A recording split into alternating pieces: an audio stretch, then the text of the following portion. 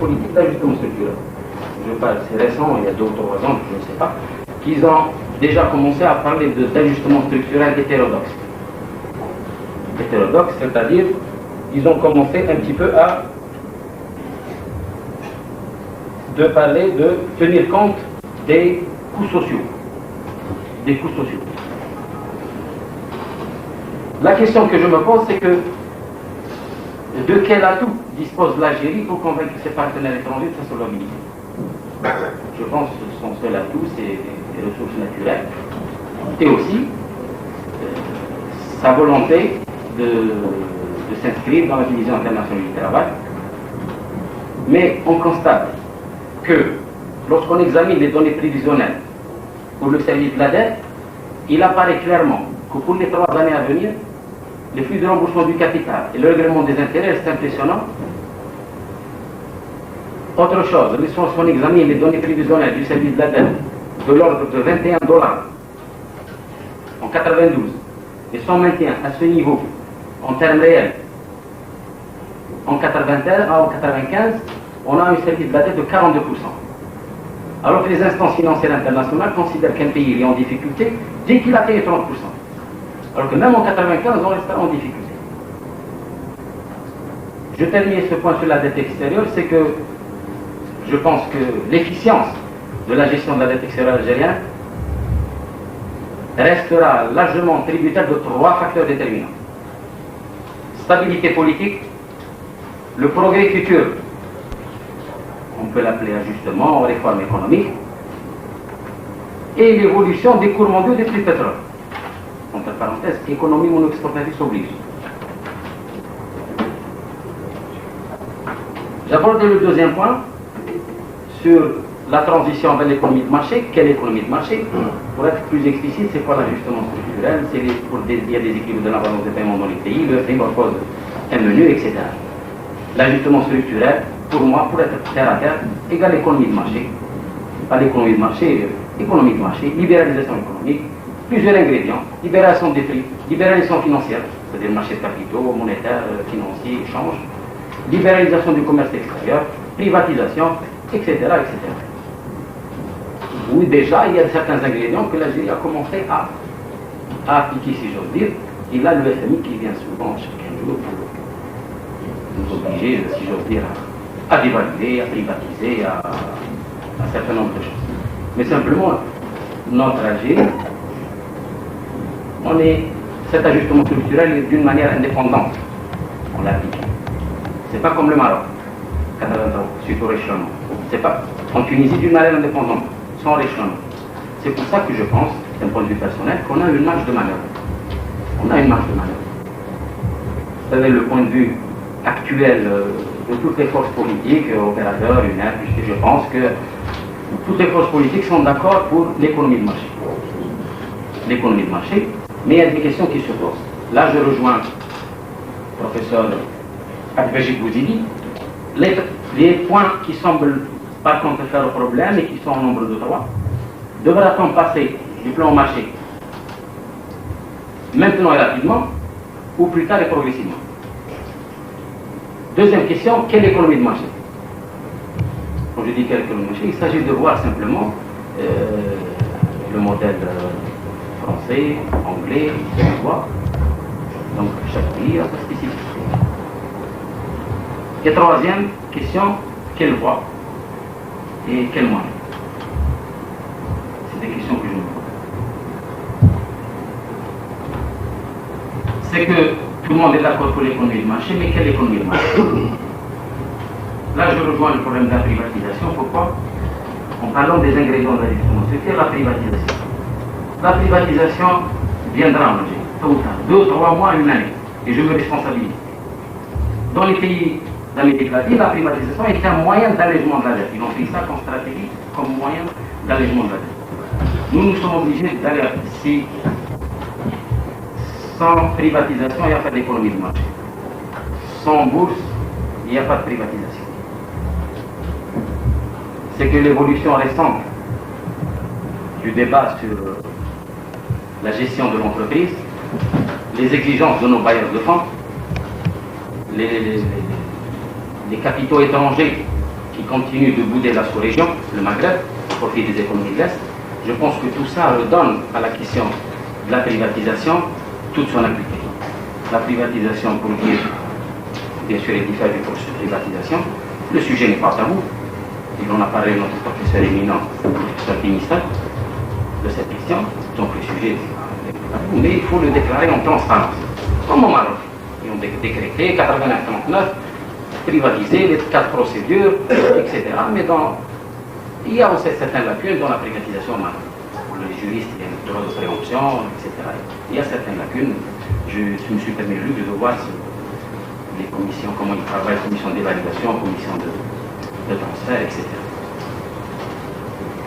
Donc, mais cette privatisation, c'est pas comme dans les pays développés. Cette privatisation, bien souvent, elle est la conséquence dans nos pays de la situation financière du secteur public.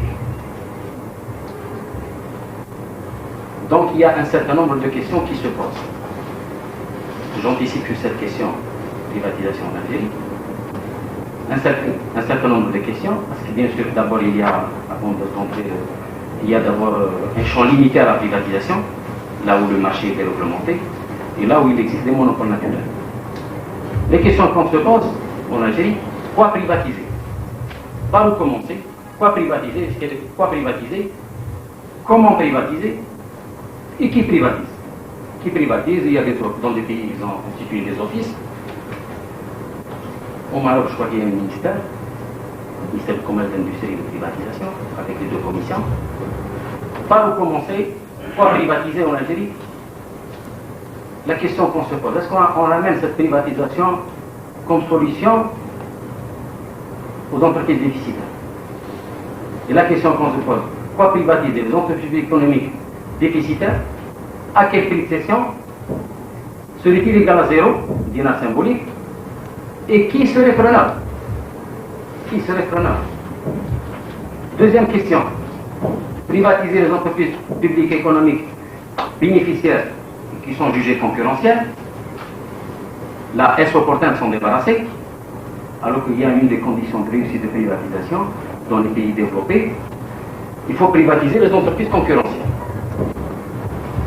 Troisième question, faut-il assainir, en Algérie aussi, faut-il assainir d'abord, plus privatiser?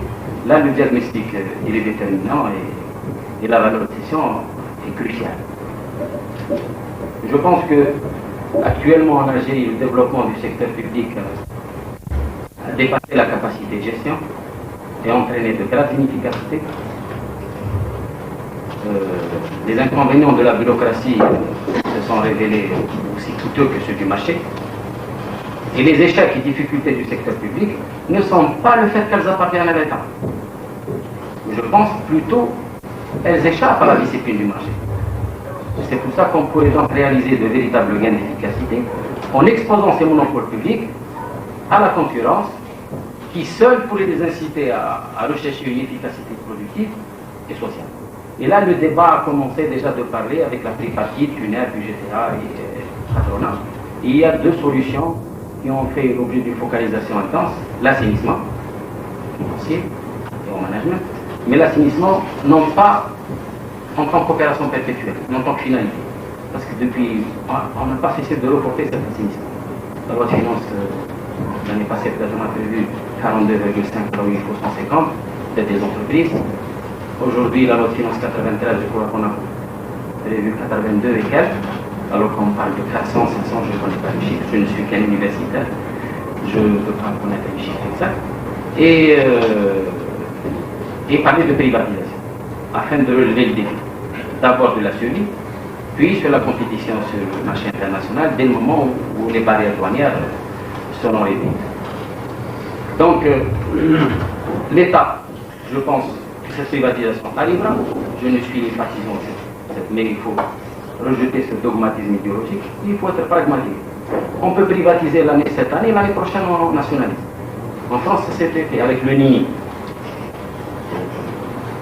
Ni privatisation, la droite est arrivée au pouvoir, a commencé à privatiser, la gauche est arrivée à nationaliser, et M. Balladur, le Premier ministre, a commencé encore à privatiser. Et voilà, il faut être pragmatique.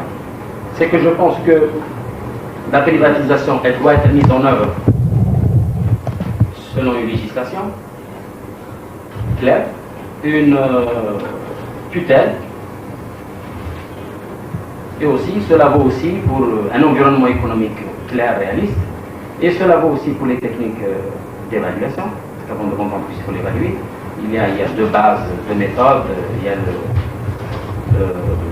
la valeur, la capacité bénéficiaire de l'entreprise, il y a aussi la valeur patrimoniale, ou en combinant les deux pour vendre l'entreprise. Il y a aussi les techniques de cession, c'est des techniques de privatisation, il y a une multitude. Il y a l'offre publique de vente, il y a l'appel d'offres, il y a les cessions boursières, le modèle de gestion américain, LMBO, le Leverage Management Buyout, et comme au Maroc, il y a les 4 procédures, l'offre publique à prix fixe, l'actionnariat direct, les cessions boursières, et en combinant les deux premières.